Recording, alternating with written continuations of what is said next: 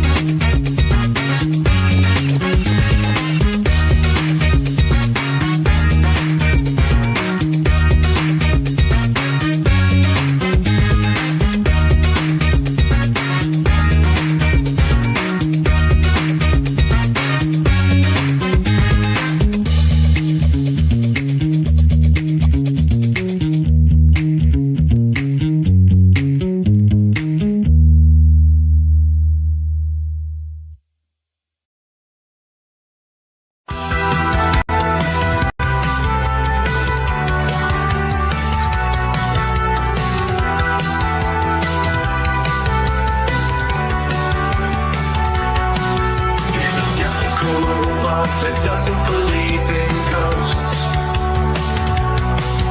Poltergeists, apparitions, werewolves, vampires, witches, gremlins, ghoulies, demons, goblins, ogres, or swamp creatures.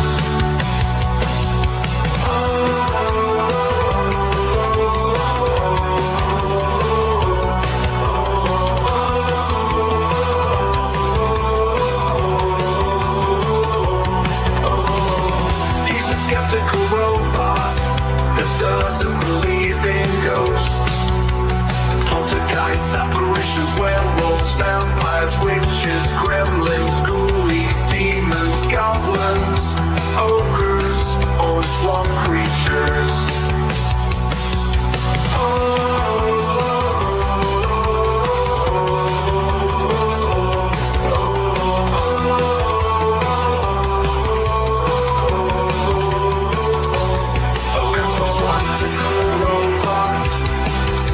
Doesn't believe in ghosts.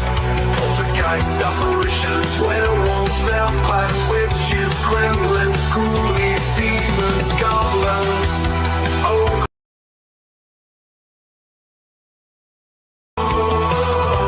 Doesn't believe in ghosts.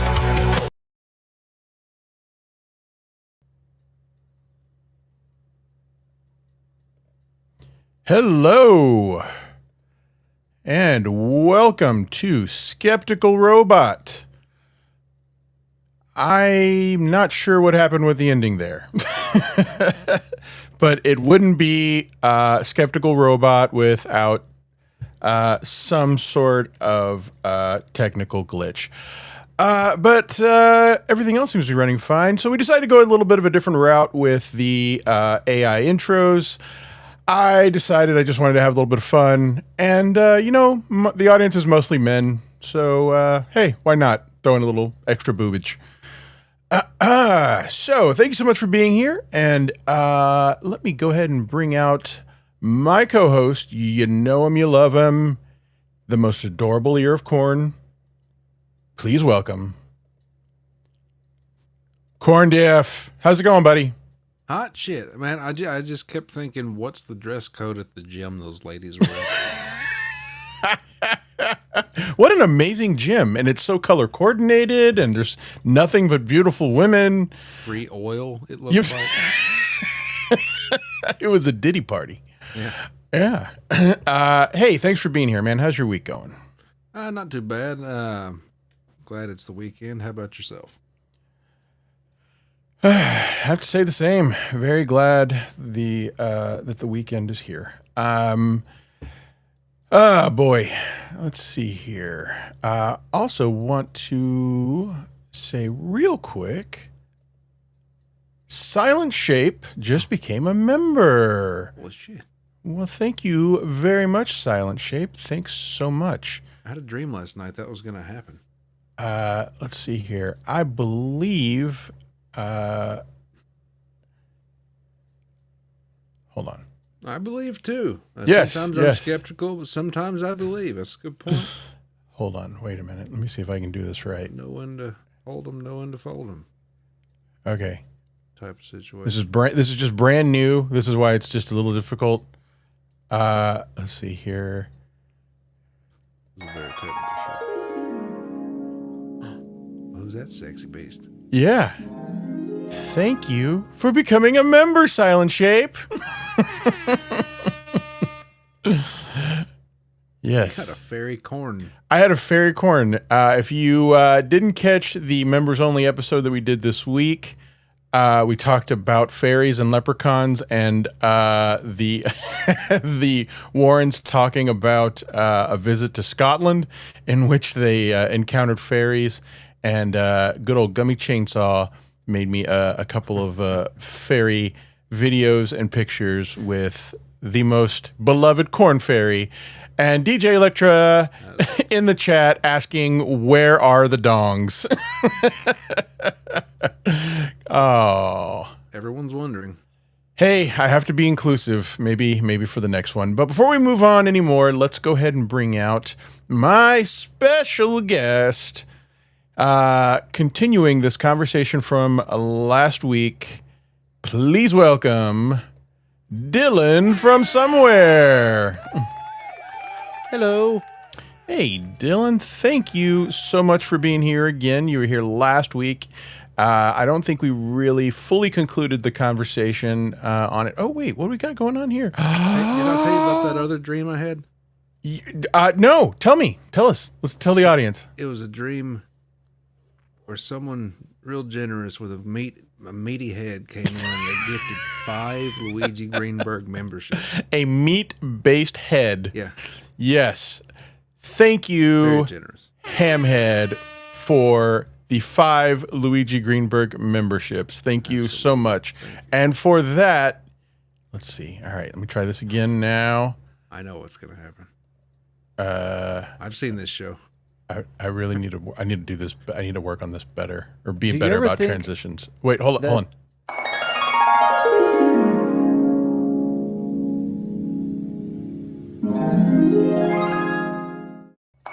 on. Thank you so much. Thank you. What were you going to say, Dillon? I'm sorry to interrupt you. That was just in process. The technical glitches, or maybe the spirits reaching out and yelling to you. I Luigi, do. I'm real. Won't somebody please give me a chance, Luigi? I'm real. I do. What was weird was this one was a brand new one to me because this one was at least 50% my fault, because normally when I go into studio mode, the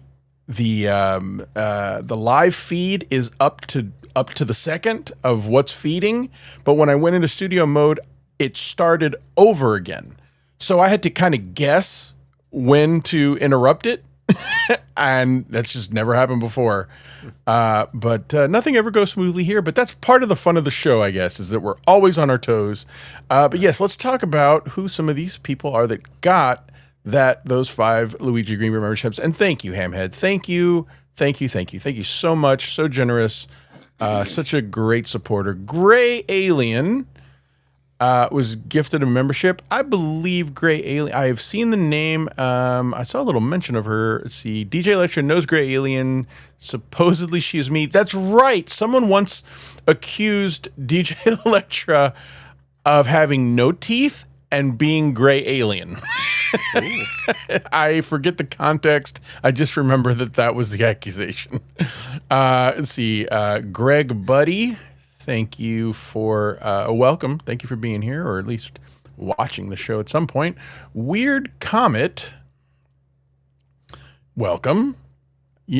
Somebody needs to get a voice or one of those audio drops of the voice from Poltergeist. All are welcome. Danny Dorito. Danny Dorito. Love it. I love it. Danny Dorito. Let's see here. Wow. All right. Well, thank you.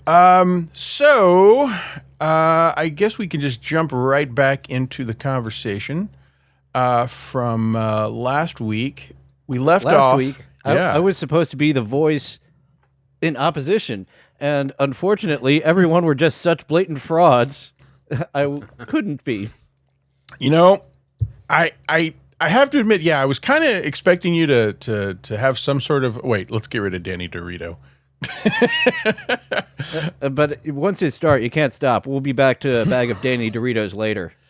I love Danny Dorito. That's fantastic.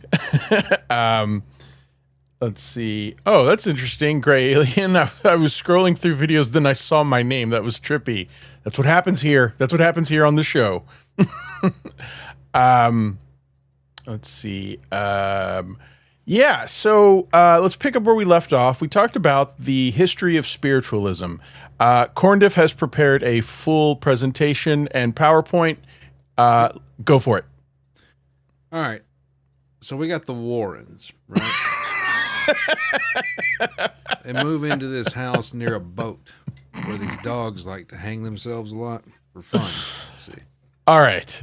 We haven't done that bit in a while, and it's still funny to me. It's still funny. Yes.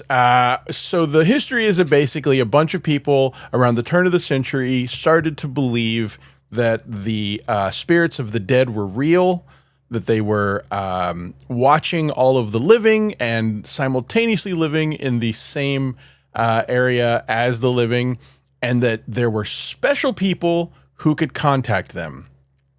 And it was a financial boom because it was such good timing. It was surrounded by wars and plagues, falling pianos, falling bags of ice, rattlesnake bites, and all the other million things that could kill you back then, where everyone had somebody close to them die. It's just because it was just the way of the time. And so somebody decided two girls in Rochester, New York, decided to make a business out of telling people that they could talk to their dead loved ones. And along the way, we learned a couple of funny things. They were all racist.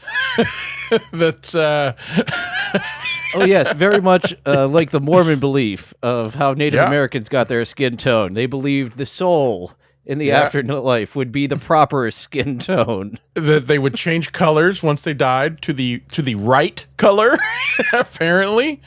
And then also we had a few funny moments along the way of learning that Benjamin Franklin invented rapping.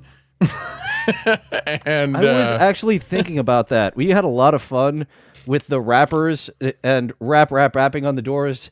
And I was thinking, what would the alternative be if they weren't rappers? They would be knockers. I like it. We're going to have to make that happen. Maybe that's why they say rappers, because rapping obviously was a word that was used at the turn of the century. It's not anymore, so it was weird to hear modern hosts say that and still refer to it as rapping. It's like, this doesn't mean the same thing anymore. And the fact that there were rappers in that time, but they were the dead people. and they... there was a lot of race involved.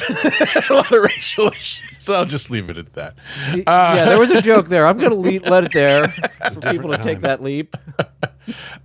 For the people in the chat, and for you guys too, if you didn't check out the members only show that I did with the Warrens talking about evidence of leprechauns, they constantly referred to fairies. Apparently Ed had also had some sort of interaction with fairies. And at some point he talks about waving the fairy flag, to which I just had to stop it and just say, that means something very different these days. And it could actually mean the two different flags. Do you have the rainbow flag or do you have the trans non-binary flag? That could mean... Yeah, it could be either one.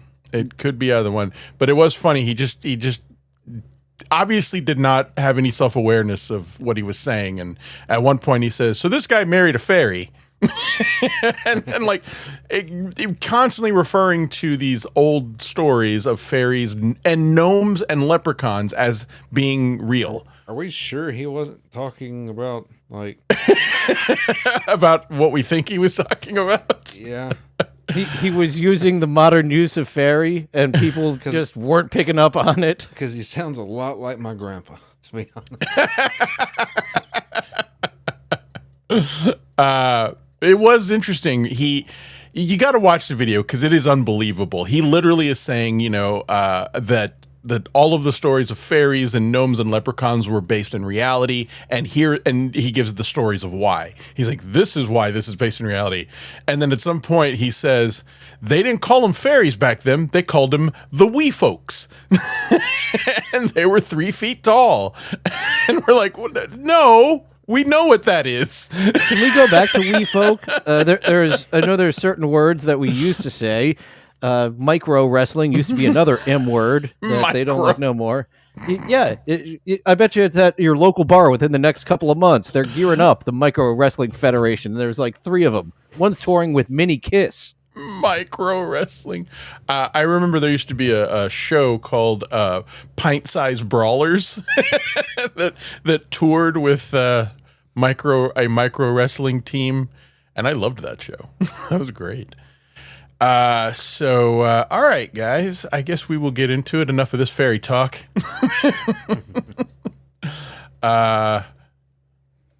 Shit. I got to set this back up because we had so much generosity. Let me get back to it. Hit like.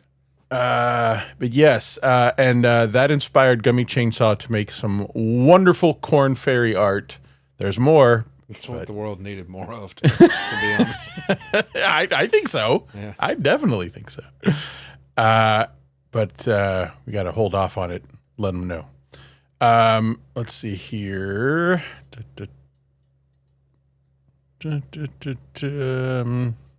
Yeah, all right. Okay.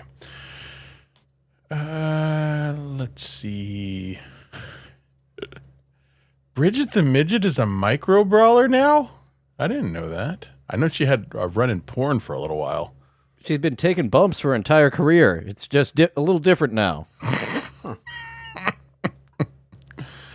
Oh, boy. Yes. And shots to the face. Hey-oh. Where's my... Hold on. Oh, shit. Where's my rims? Damn it. Oh, yeah. Here we go. And shots to the face. Oh, shit. That was loud. All right. Let's see here. Okay. So let's get to it.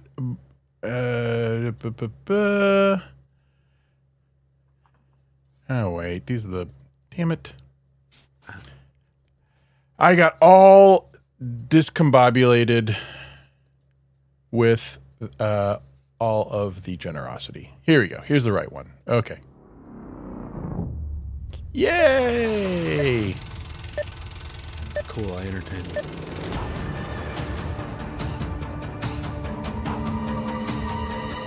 Oh. Eric Weiss, better known by his stage name. Gummi Chainsaw said I might be getting a wrestling cameo. Interesting.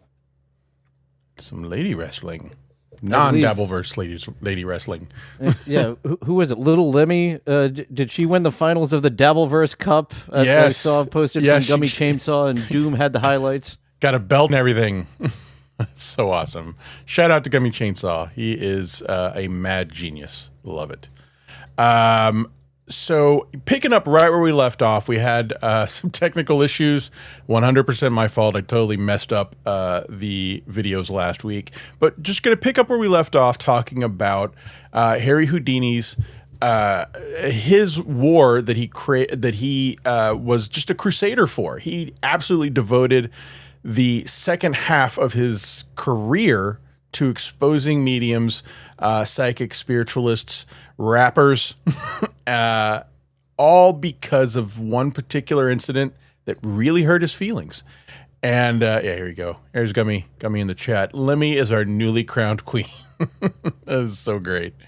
And this is going to give just a little bit more of detail that we didn't get into last week about what happened, why he felt this way, and some of the things he did in his crusade against spiritualists. And then we're going to transition into the person who basically just picked up right where Harry Houdini left off, His Holiness James Randi. And we're going to have a little bit of fun with that one because Mr. Randi really knew how to put comedy into all of his debunking. And I was really kind of just hoping to have a lighthearted show and laughing at stupid people. This intro here is probably going to not be as funny, but once we get into Randy's life, that'll be a little bit more fun. But this is still all educational, folks, and it's all about education here. That is why we're here. Oh, yeah, here we go. Now I have a reason to use this. We're here to educate. Oh, I take it this Simon Whistler is an expert. I don't know him, but I do know Whistler's mother. Yes. I'm pretty sure they're related. Anytime someone mentions Whistler's mother, I always think of the tattoo from Naked Gun 2.5. I was thinking Mr. Bean. I believe that was a birthmark. Oh, that's right. It was a birthmark. Whistler's mother. What did I call it? A tattaoo? Yeah, maybe the fraud had the tattoo. Here we go. Sorry. Yes, we are educational. We're an educational program.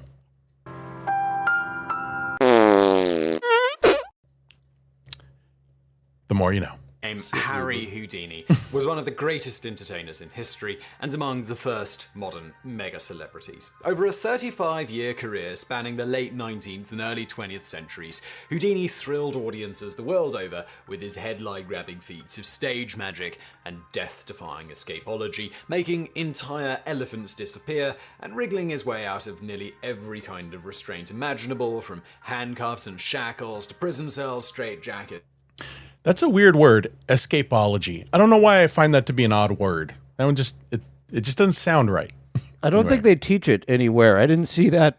Excuse me, on the electives, Escapology 101, 099. And if they offered it, I absolutely would have taken it. Here you go. Yeah, I want to know the prerequisite I'd imagine it's not a test. Maybe those Chinese finger traps from the circus. If you can't get out of those, you got to take an 099 of escapology. You can't go to 101. You have to demonstrate yourself in front of a panel. Hamhead, thank you for the $2 education, and farts.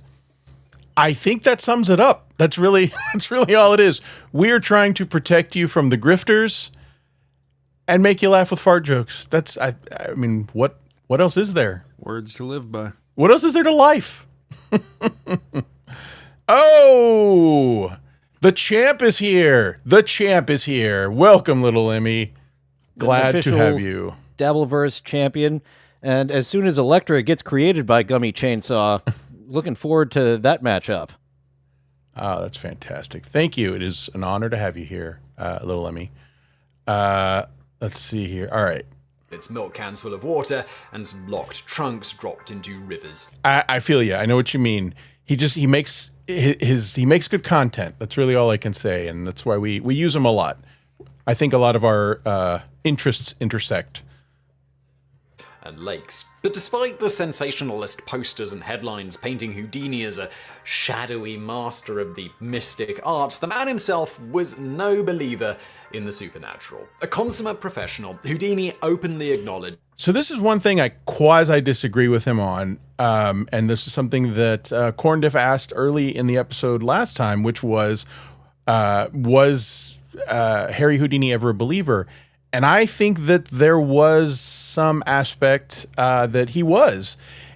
And maybe believer is a loose word. He was open to believe because, as we know, he absolutely knew all the tricks and debunked it. But he was also vulnerable when his mother dies, and he's open to someone convincing him that those abilities were real, that someone could speak to his dead mother. So I think it's maybe a gray area, but to say that he wasn't, I think that's a little disingenuous. Was that an actual hairstyle back then, or was it just like a stage thing? I don't know. And I have always wondered if he was the inspiration. Do you remember Dick Tracy's flat top? It looks like the exact same hairstyle. And when I started learning about Harry Houdini was when the movie Dick Tracy came out, and I immediately made that connection. But that is an odd hairstyle. It looks like he has a square-shaped head. That is like Charlie Chaplin didn't have the mustache walking around. Yeah, if that was his walking around haircut, that's fun. It looks like it's in a big ponytail in the back, like a Pentecostal lady. He wore an onion on his belt. It was the style at the time. Miraculous feats were the products of illusion, sleight of hand, and hard work, and he vehemently opposed anyone who claimed otherwise. And both on stage and off, the great illusionist waged a passionate crusade against mediums, mystics, and fortune tellers, whom he saw as mere frauds and charlatans who used the cheap tricks of stage magic to swindle the gullible and the vulnerable. It was So to recap also, what we talked about last week was that he just had this moment of realization, whether or not it was him learning or whether it was him just being fed up with it, where he realized that the spiritualists were using the same tricks that he used as a stage magician, where he very openly, and I can't say every magician, but he very openly stated that he did not have any supernatural powers and everything he did was based in science and logic and skill,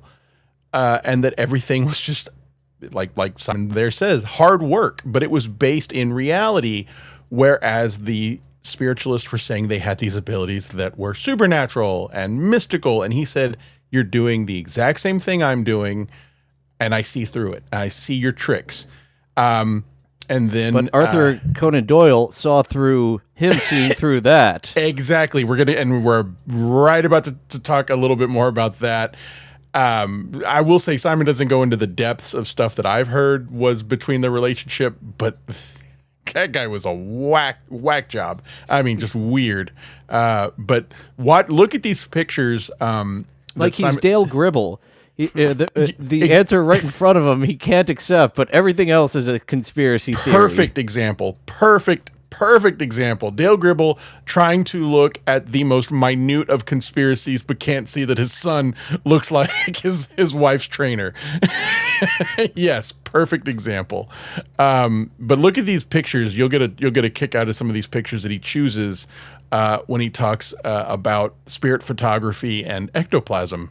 We had a long conversation about ectoplasm. The campaign, which was to make Harry Houdini enemies, destroy his friendship with one of the most popular authors of his time, and bring him all the way to the halls of US Congress. As previously covered in our video, The Last Witch of Britain, while individuals claiming to speak to the dead have existed for all of human history, person covered the modern spiritualist goo. movement traces origins only as far back as 1848. In March of that year, two teenage sisters, Margaret and Kate Fox of Hydesville, New York State, began claiming that they could communicate with the spirits of the dead. The communication took the form of faint, mysterious rapping sounds heard in response to the sisters tapping or snapping their fingers.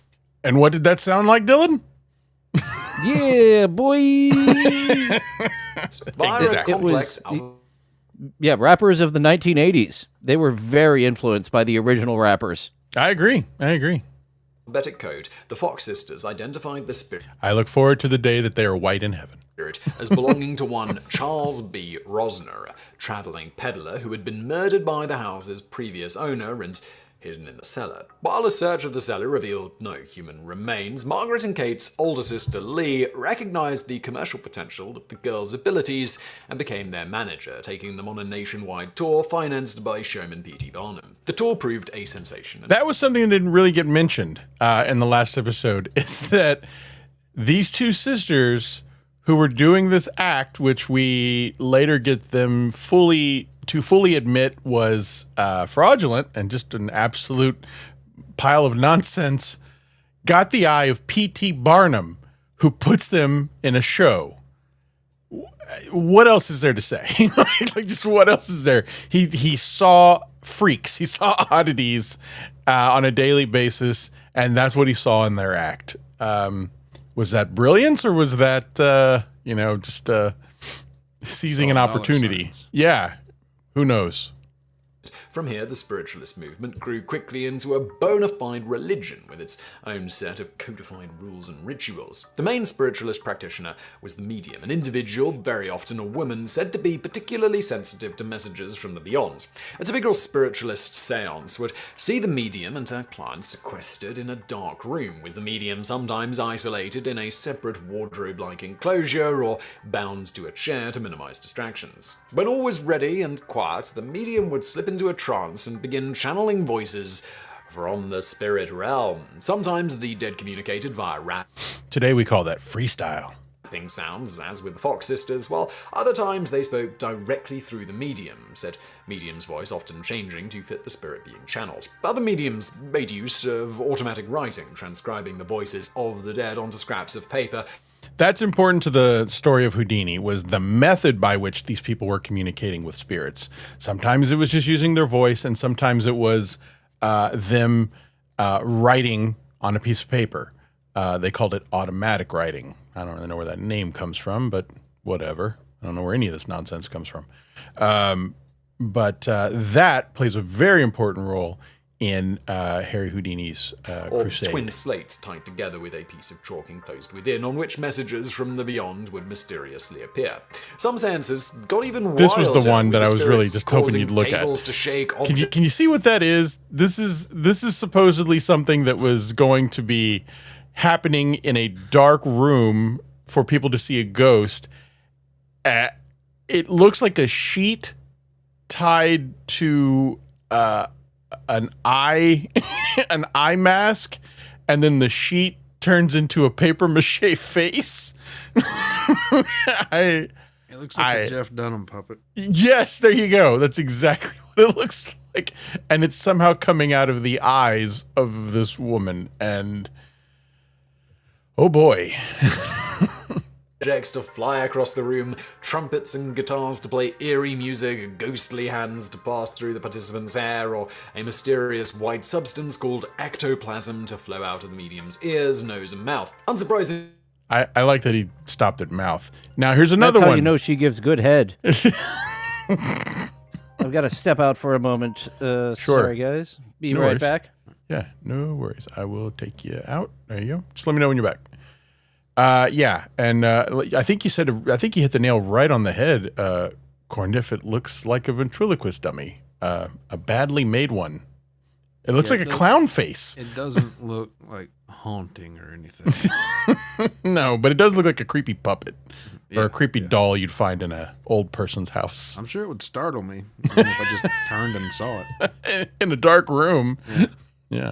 such experiences quickly became all the rage among well-to-do society hosts. While in 1888 the Fox sisters admitted that their act was a fraud, they produced the rapping sounds themselves by clicking their toe joints, it was already too late. By the early 20th century, superstar mediums like Daniel Douglas Hume had become fabulously wealthy and boasted such illustrious clients as Emperor Napoleon III, Tsar Alexander III, and Kaiser Wilhelm I, while the spiritualist movement attracted such luminaries as H.G. Wells, Aldous Huxley, and Sir Arthur Conan Doyle. Ironically, recent advances in science and technology only helped to bolster this craze. If humans could peer into the human body with X-rays or communicate long distances via telephone or radio, the spiritualists reasoned, then why not communicate with the spirit world too? And that was also something that was specifically mentioned in that old documentary that we watched where the telegraph had been recently invented and people started comparing mediums to telegraphs, you know, trying to make a connection of science by saying that if communication can be done through the air with radio waves, why not? You know, why not ghosts too? They were acting like telegraphs. Sounds like a bit of a stretch, but I you mean, know, I don't some know people the way bought it it. all works, so I can't say. I've never taken a radio apart, so I don't know. Maybe there are little people in there.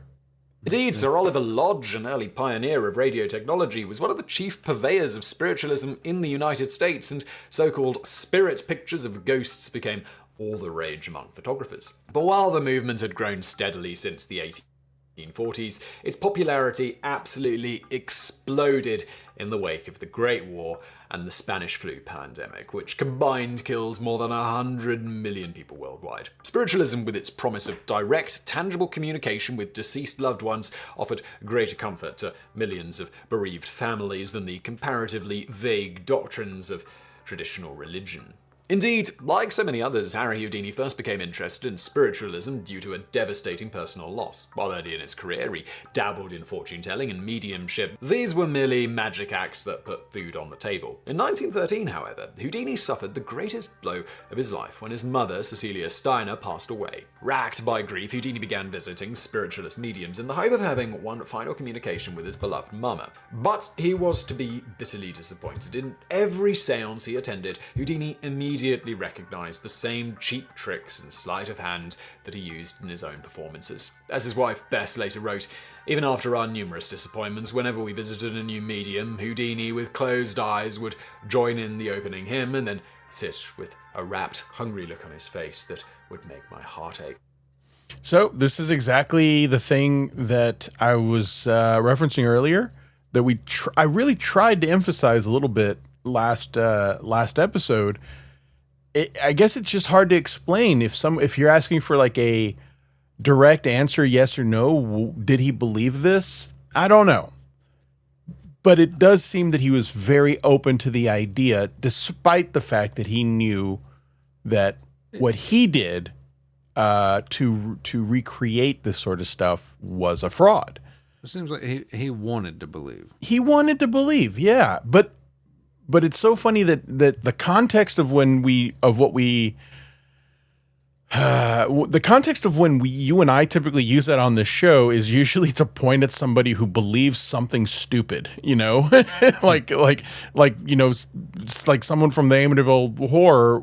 We kept saying these people just wanted to believe despite the you know, mounds of evidence. Yeah. This was somebody who wanted to believe, but also accepted the evidence and was like, well, yeah, you're right. This doesn't make any sense, but I'm going to try again. You know, it was just a different path he took with his desire to believe. I guess it's admirable to an extent where he was like, I really do want to believe this, but all the evidence says don't, and I don't, but I'm going to keep trying, you know, or maybe that just makes him dumb.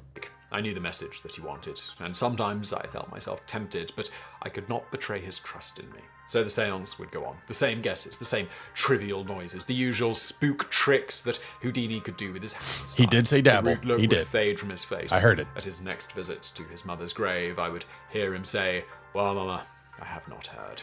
Houdini's relationship with spiritualism hit an all-time low in July 1922 when he was invited to a séance by his friend, British author Sir Arthur Conan Doyle. As previously discussed in our video, that time some British schoolgirls tricked the creator of Sherlock Holmes into believing in fairies. Despite having created one of the smartest and most rational characters in all of literature, Doyle was a fervent believer in all things spiritual and esoteric. Like many spiritualists, Doyle's belief was spurred by the deaths of his eldest son Kingsley in the Great War, though his prior experience as a physician had convinced him there were mysterious forces in the world that conventional science could not explain. Doyle's wife, Jean, was a self-proclaimed medium specializing in automatic writing, and when she offered to commune with Houdini's deceased mother, the great magician eagerly accepted. Jean Doyle proceeded to scribble out. So here's another weird one where, again, I think I am just kind of, you know, rehashing a few things we already discussed, but I just feel like it's just so fascinating and interesting to talk about, where here's a guy who creates this fictional character that is completely based in logic and evidence and refusing to ever acknowledge anything outside the realms of reality or reason. But he himself was not that person. You know, he himself was somebody who believed in nonsense. But then you dig a little bit deeper and you realize, wow, it's from a very deep, unhealed pain. You know, he had a son that died in the war, and here are all these people now saying we can help you speak to your son, or, you know, we can help you speak to a loved one. And it just it appealed to his emotion, and he was like so many other people in the world. But it was really weird that he just had this brain that just worked, you know, on two completely different levels. It understood reason and logic, and it also refused to believe reason and logic. And I find that very interesting. I can't speak for anybody else, but anyway, I can't imagine having to live a double life like that with my own brain, in which I'm constantly having to, you know, make a living defying the things that I believe. I'm probably overcomplicating that, but that's how it sounds in my head. 5 pages of writing, which Houdini initially appeared to believe was the long-sought message from Cecilia. Okay, so Hamhead, you raise this is an interesting point. So the reason and logic aspect might have been the imagination. Interesting. I actually have to say I'd never thought about that. Huh. At least I think that's the point you're trying to make there. Do you think George R.R. Martin was a dragon riding magical albino? No, I believe he imagined that. But it is funny when you think of, yeah. All right, I'm probably dwelling too much on this. In private, however, Houdini concluded that the words could not possibly have come from his mother. For one thing, they were written in perfectly grammatical English, whereas the real Cecilia Steiner only spoke Hungarian and Yiddish. Furthermore, the message was written in a style suspiciously similar to Jean Doyle's own voice. Well, each page was headed by the figure of a cross, something the Jewish wife of a rabbi was unlikely to write. Completely disillusioned and Furious that grieving people around the world were being exploited by such obvious humbug, Houdini embarked on a passionate crusade to debunk the spiritualist movement once and for all, angrily declaring, 35 years among these vultures has convinced me that they are the most contemptible and the meanest criminals that walk the earth. So yeah, like we've covered this, but he just completely shifts everything in his life to destroy them because he thought it was so preposterous that they tried to convince him that they were speaking to his mother and they got it all wrong. He with the speaking the English, he was like, my mom didn't speak English, calling him Harry. That was something that Simon didn't mention there. Him saying, my name's not Harry, my mother would never call me Harry, and then putting signs of the cross, and he's like, we are very, very Jewish. And it was all offensive, and he basically just turned around and was like, wow, so you're doing this to everybody and lying about it. I'm going to destroy all of you. And that's what he tries to do. Confidence man, the burglar, the pickpocket, the highwayman, and others who live by robbing their fellows must take chances. They meet their victims on even ground and triumph through their wits. Yeah, their okay, strength, all right. I think I their understood. courage. Houdini's timing was fortuitous, for by this time the great magician's star was beginning to fade. His previous career-saving hits, the suspended straitjacket escape and the Chinese water torture cell, had already grown stale, and in March 1922, Houdini found himself billed fifth in a 9-act show in Brooklyn. Hoping to revitalize his career once again, Houdini... Do you know much about Houdini, Corndiff? No, just the highlights. What's interesting about Houdini was that he was the first megastar. Like the way we think of somebody like Tom Cruise or The Rock, or, I don't know. I'm not very good naming megastars. Whoever else is a megastar. What year was he? He was born in 18... shit. Great. You're going to quiz me. Turn of the century, 1800s. Died in 1937, I think. Shit. It was popular in the 30s. Yeah. Well, for probably about a good 20 years, he was popular. But what this guy mastered was understanding audiences. There wasn't anyone doing what he did, and he was so good and unique at it. But that's part of the story, and I don't think that's emphasized enough, is that he controlled an audience, and more than half of the world knew who he was. In a world that didn't have electronics and movies and TV. It was the Taylor Swift of the 20s. There you go. A Taylor Swift. Somebody as popular as says, hey, welcome back, buddy. Hello. Hope everything's okay. Looks like that doggy was just being sad. There's nothing wrong with the... Aww. So, sorry to bring the Casey Kasem sad dog, but... No. It was like a little concerning and just sad. Another goddamn upbeat tempo song. Can I get Roger on the phone? Is that Roger? All right. Anyway, enough of that. So we're talking about Houdini. Dillon, do you know about the life of Houdini? I mean, to any extent. I guess just the minimal about his life. Okay, I was learning more last week with him being friends with Arthur Conan Doyle. Yes. And I guess I don't know much about him beyond his stage act. Yeah. Well, we just talked about that. Okay, so born in 1874, died 1926. All right, I was off on those numbers. Very off. Okay. So the thing is, he was the first megastar. And in a time where megastars did not exist as we know them today. I compared him to The Rock. Corndiff compared him to Taylor Swift. I guess we could say we're both right because he commanded audiences. He commanded their ears, and in a world where there was not internet, there was not movies, there wasn't, a common way to advertise and communicate. He was that popular because of his stage shows. He even dabbled in movies. He made a couple of movies. He had a production company. But anyway, all that to say is that this guy had power. You know, he really did have power in what he did. And he was so incredibly focused in getting better all the time, in refining the things he was already a master at. The escapology that we talked about earlier, he had so many different methods of being able to pick a lock. And he also was a master of understanding anatomy and his own body. He used to take his arms off and put them back on. Just like take his arms off, put them back on. Yeah, he was accused of that.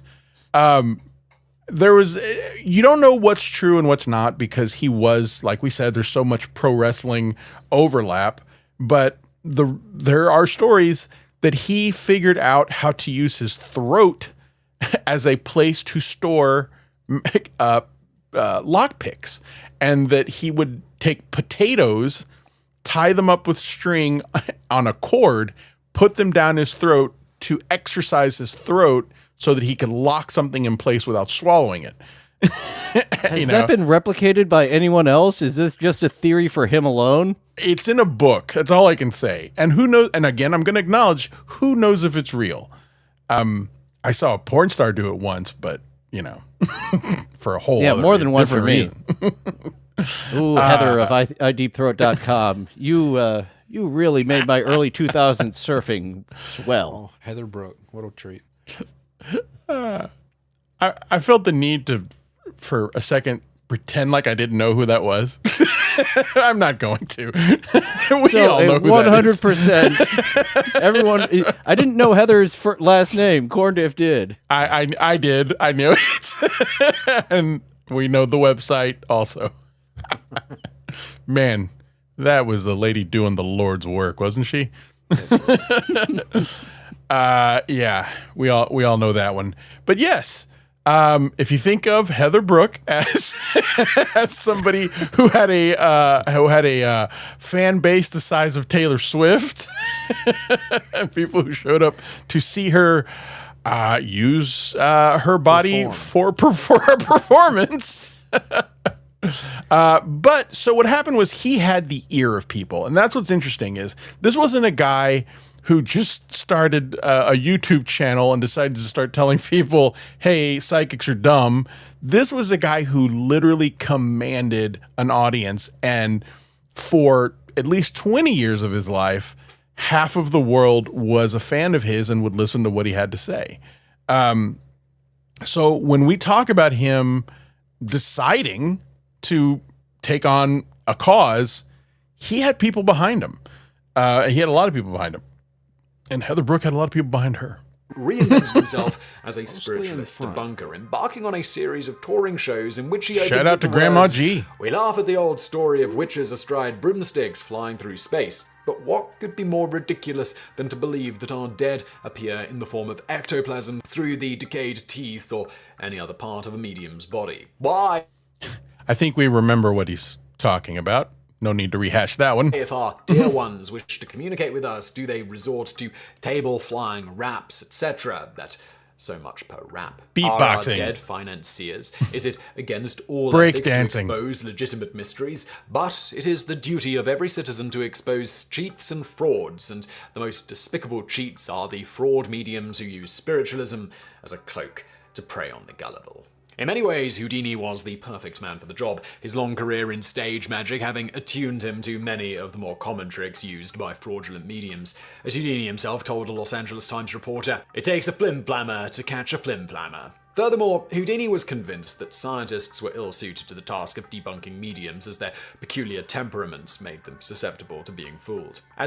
So basically he's saying, because when he started challenging all these spiritualists, they brought in scientists to test whatever the fuck scientists test for, like their EVP meters or whatever those things are called that are from the Ghostbuster movies. But those original sisters, they definitely had the ectoplasm physically there. And sometimes you had to go digging for it. But so he's basically saying, look, bring all the scientists you want. These people are that good. They're going to fool the scientists. I know what they are doing. I understand this grift. I understand this scam. I'm the one who needs to be leading it. And so it's like I'm only emphasizing this to talk about how passionate he was about it, in which he took on this cause. And then when other people said, hey, we also want to take on this cause. We love what you're saying. We love what you're doing. We want to take on this portion of it. He said, no, I want to be the head of all of it.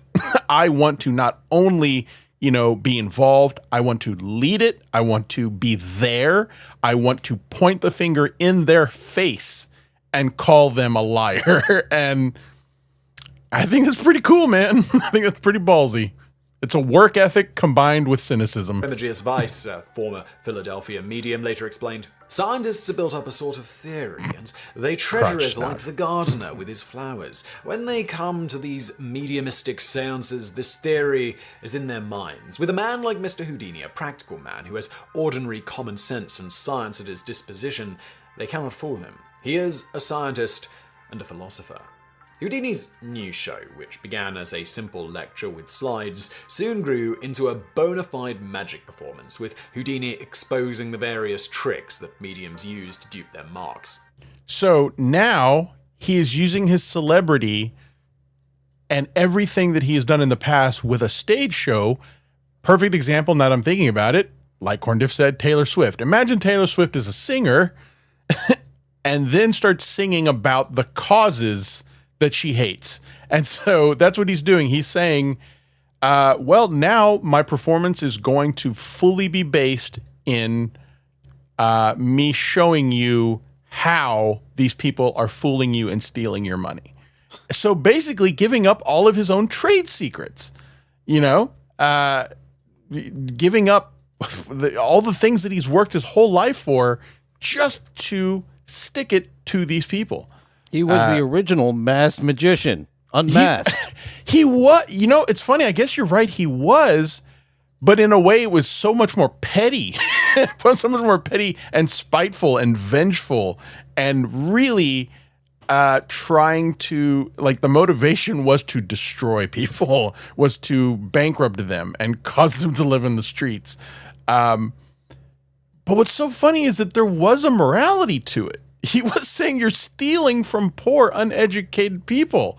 Stop it. I kind of see it like Darkseid Phil detractors. He is the head Darkseid Phil detractor. No, don't give him money.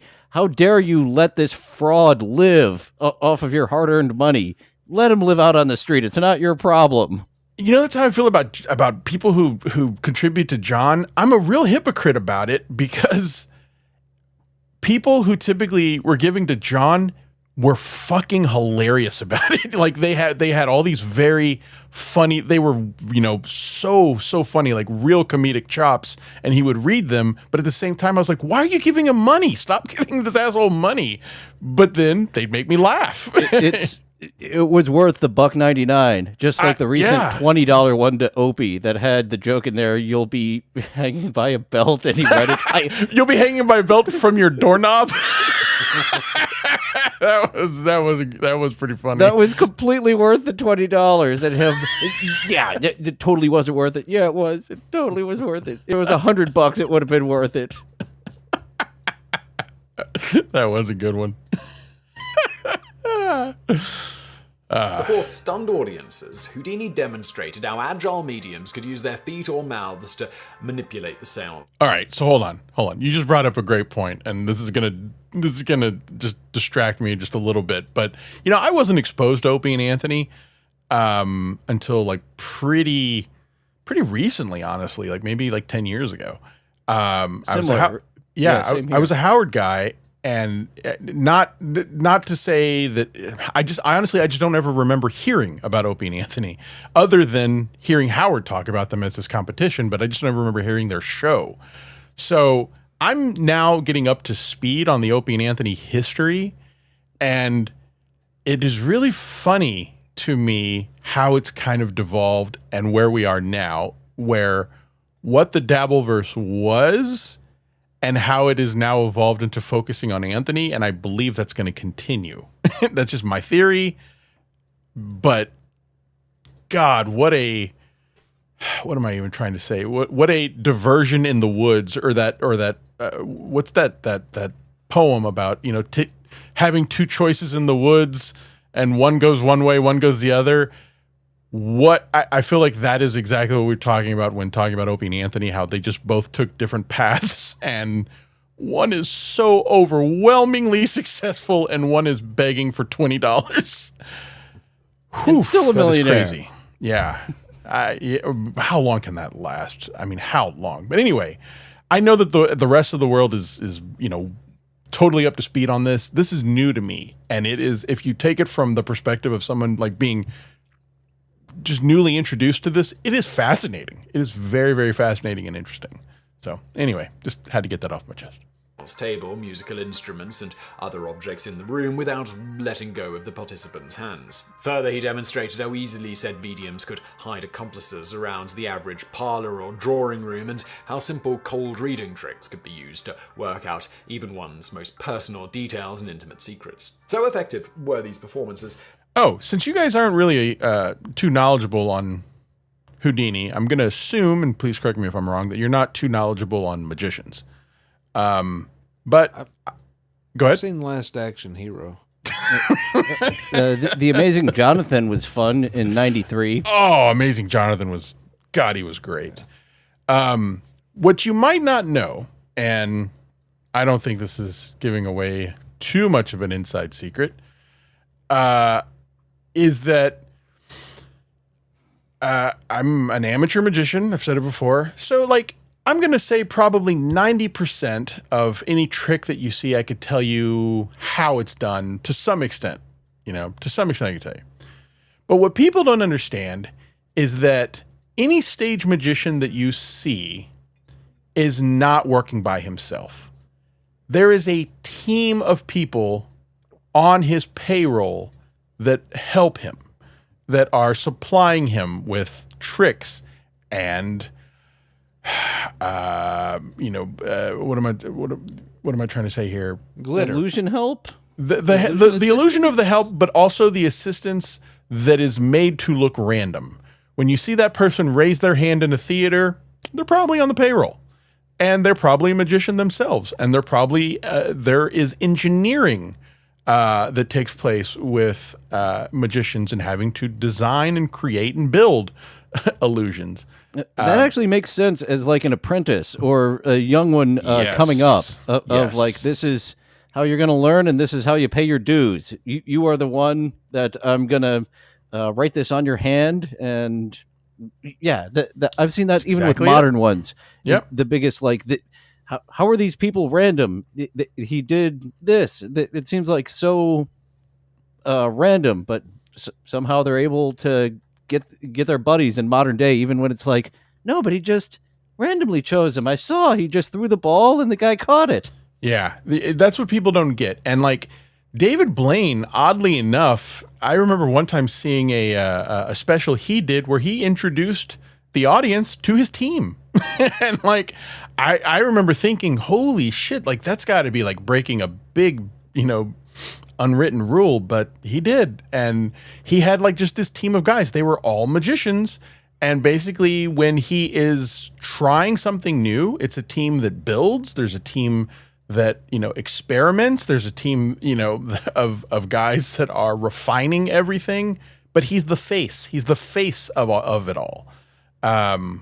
Anyway, so what he's talking about right there is saying that the spiritualists were the same way. They were teams in which one person was the face, but there were several unnamed, unspoken of people who were the contributors to the illusions. But anyway, I just wanted to make sure that that was clear on what he was saying. The one reviewer declared, "It is difficult to understand how a credulous disposition towards mediums can long survive such public exposures. Here one can see Houdini reproduce the classic phenomenon of the megaphone that floats, the bells that ring, and the ghostly hands that brush one's face in full sight of the audience, who see how the tricks are done, but to the bewilderment of a blindfolded man who sits with him on an isolated platform. When one watches Houdini, we are prepared to accept any marvels of this kind that mediums with their elaborate intelligence service are reported to be able to accomplish." Even off stage, Houdini was relentless in his pursuit of the truth, directly investigating hundreds of mediums in a bid to reveal their methods and expose them as charlatans. Some frauds were more easily uncovered than others. In particular, Houdini noted a trend among mediums of communing with the spirits of famous historical figures while getting even the most basic details of these figures' lives and personalities hilariously wrong. For example, having George Washington speak with a Cockney accent or riddling Shakespeare's messages with grammatical errors. That made me laugh, thinking about someone saying that they're going to channel George Washington and then say, "Hello, mate." Did they start it out with, "This is George Washington"? I am George Washington. And that's my Cockney. I'm terrible at it. I have a terrible British accent.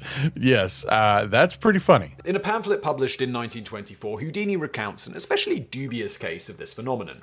"On the night that the spirit of Abraham Lincoln began to address us, my interest mounted high, for Lincoln was my hero of heroes. I had read and studied every Lincoln book that was available at the time. I knew every published detail of the great emancipator's life, and I was vaguely conscious that Every night of detail? something about the utterances Every of the spirit that detail. did not ring quite true. So at last I asked, 'Mr. Lincoln, what was the first thing you did after your mother was buried?' 'I felt very bad,' replied the spirit glibly. 'I went to my room, and I wouldn't speak to anyone for days.'" Now that reply would have probably been correct in the majority of cases, but it was not correct with regard to Lincoln. For Lincoln's first act when his father had buried his dead mother was to rush off to engage a clergyman to read a burial service over her grave, an act of I went to wipe my head. So basically, he's just saying he was this historian, and when people were saying that they were channeling historical figures, he knew the facts and would quiz them on them in front of audiences to embarrass them. Which, I mean, again, just ballsy, man, ballsy. I'm deciding this is getting kind of boring, so let's skip over. We did talk about all the final things. Conan Doyle, that's the lady who had ectoplasm vagina. He put her in a box. He testified in Congress trying to outlaw spiritualism. This is actually a pretty great line where he was talking to Congress and someone was basically like, somebody very anti-Semitic was like, "Another Jew," yapping his mouth. First and patchwork of and American he religion, said and that this. Houdini's proposed bill would infringe upon spiritualists' First Amendment rights to freedom of speech and religion. But Houdini was unmoved, and when spiritualist leader Jane Coates stated, "My religion goes back to Jesus Christ," Houdini does not know I'm a Christian. Then Houdini immediately clapped back with, "Jesus was a Jew, and he did not charge $2 a visit." The official transcript does not record whether. So I thought that was great. So let's go ahead and fast forward here to Our buddy, James Randi. Mr. Randi, the life of Mr. Randi, and also shout out to Gummi Chainsaw for the SWO Skeptical World Order transitions here. James Randi picking up where Houdini left off, and we are going to focus on Mr. Randi for a while. And this is a little bit about his life, and then we're going to focus I'm on an atheist, his tried work. and true. I have been since I was, I guess about this tall. I'm only about this tall now. Religion, to me, is one of the greatest curses of our particular species. People often ask me, do you believe in God? And I say, which God? Any of the thousands and thousands of gods that are out there. Yahweh, I don't see any duh. compelling evidence to believe in a God. But my personal opinion is that religion is probably an early attempt, a primitive attempt to explain the world. And the easiest way to do it is to invent an agency that is all-powerful and can do all these things that you don't understand. Because what are these people telling you? These people with the horoscopes on the wall and the earring and the funny hat, the fortune tellers, the astrologers and whatnot. What are they telling you? The message is clear. You are inferior. You're not a member of a proud, capable, dignified species, a great species that has done wonderful things, along with some of the mistakes, yes, but wonderful things. It's been said before, to forget history is to be forced to relive its errors. These demons of which Carl spoke are still out there, somewhere, waiting for their opportunity. We cannot allow them to come back to life. Our greatest enemy by far is ignorance. We have the weapons to defeat it, and we are increasingly able to do so. Try abracadabra. Abracadabra. Didn't work. Try something else. What do we try? Hocus pocus. Hocus pocus. So another big trick, if you guys don't already know this, is that when when a magician claims to be locked in a safe or locked in, I don't know, something recognizable, like, you know, like a milk crate or a phone booth, something like that. That's not a phone booth or a safe that they bought at a bank. It's something they built in their own little workshop, and it is a replica. It is probably not even solid, nor is it made out of the same materials. But it's a great trick. It's a great trick or way to trick the audience. It says Acme Safe Co. It's got to be the safe that I saw at the safe store where they sold the safes. Did Looney Tunes put the Acme company out of business? I wonder. You know, I remember once seeing something for an Acme brick company, and I immediately, like as a kid, there was like a commercial or something for Acme bricks, and I just remember thinking, that's the Looney Tunes company. Hocus pocus. Here it is. Oh, Now, I think we're in trouble, folks. you don't know any more words. That's it. See you next week. No, try something. Open sesame. Open sesame, try that. Open sesame. That's a good one. I don't think. Oh, wait a minute. Look, the thing is turning. Combination is turning. There's got to be something. Ladies and gentlemen, in just 12 seconds, 48 pounds of wet wash will fall right out of this. Is this a safe cracker working from...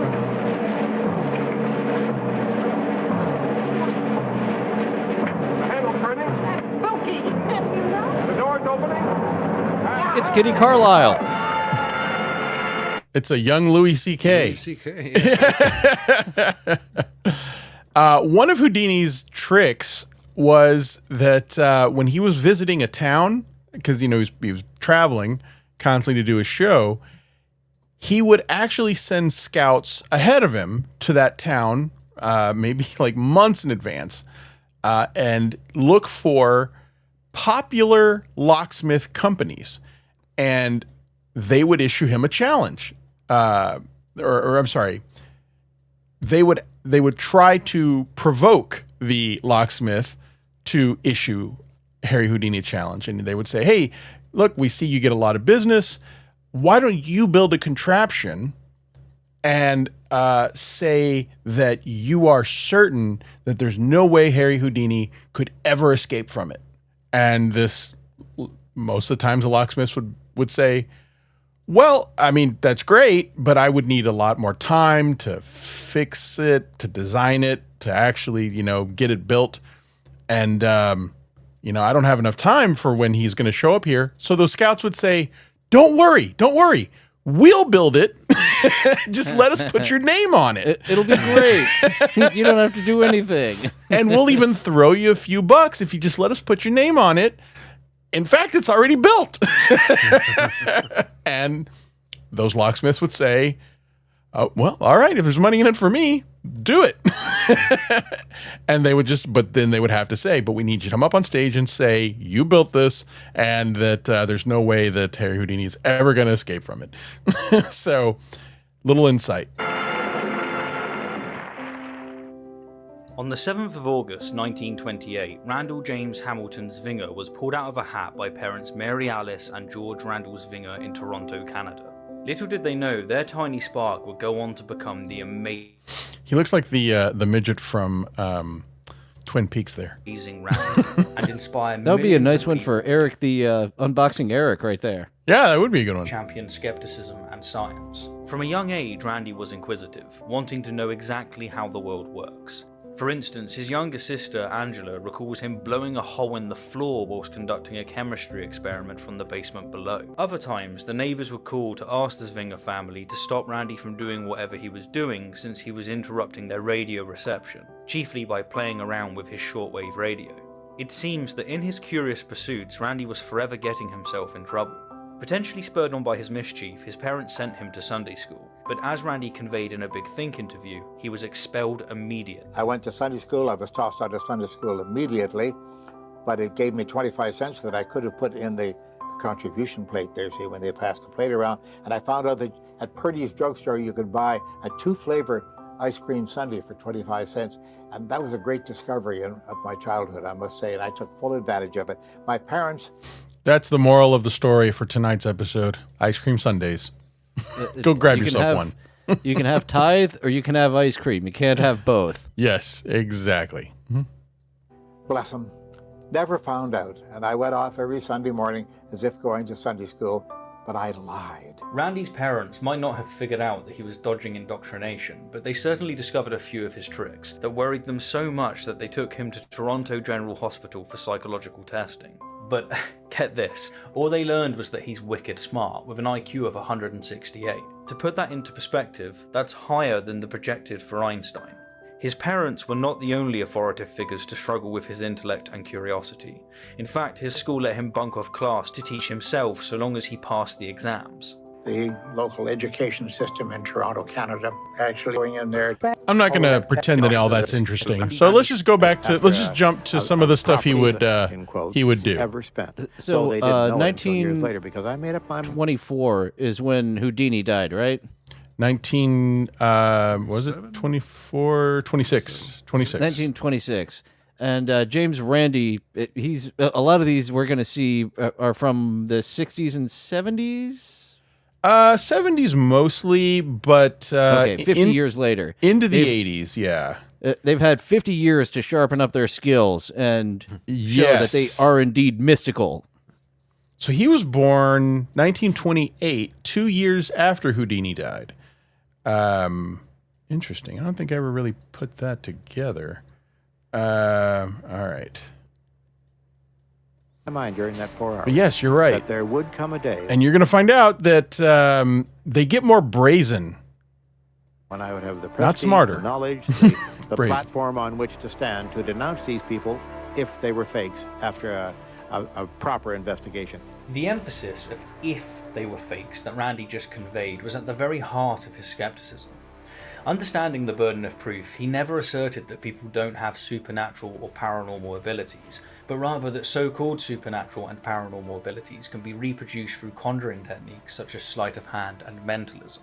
Cold reading, for instance, is a mentalist technique which employs high probability guesses based on the analysis of the client's body language, age, clothing, gender, ethnicity, etc. And to the untrained eye, it's remarkably impressive, appearing to be, well, psychic. During your reading, Maureen Flynn tried these names, and they are on the tape of the reading that you're referring to. Alan, Alfred, Alice, Anne, Bill, Charlie, Colin, Vince, Xavier. That's 37 names, and she also asked you if you could connect with any name beginning with an N or an L, and you could not do so. Throughout his career, Randy incessantly put his reputation on the line, with his educational foundation offering up to $1 million to anyone who, under scientific testing, could demonstrate supernatural or paranormal. It started as 1 million, but it grew interest. And it's he kept it in an account, so it sat in an escrow account that eventually his foundation just withdrew because no one ever claimed it. Ability. Over the span of 50 years, more than 1,000 people took the challenge, and yet not a single one was successful.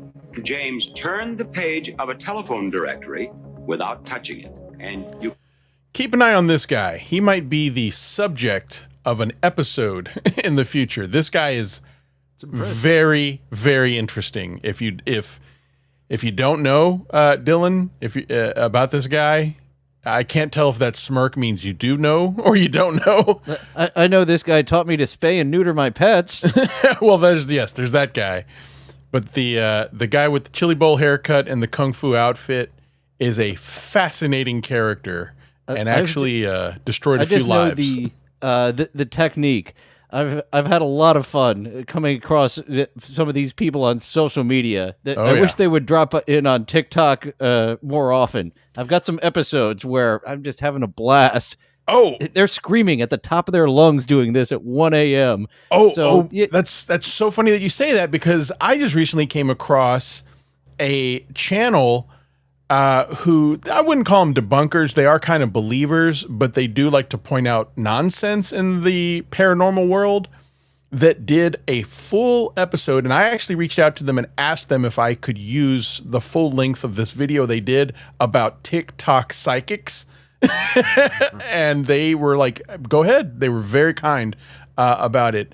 But maybe I'll have you back for that one.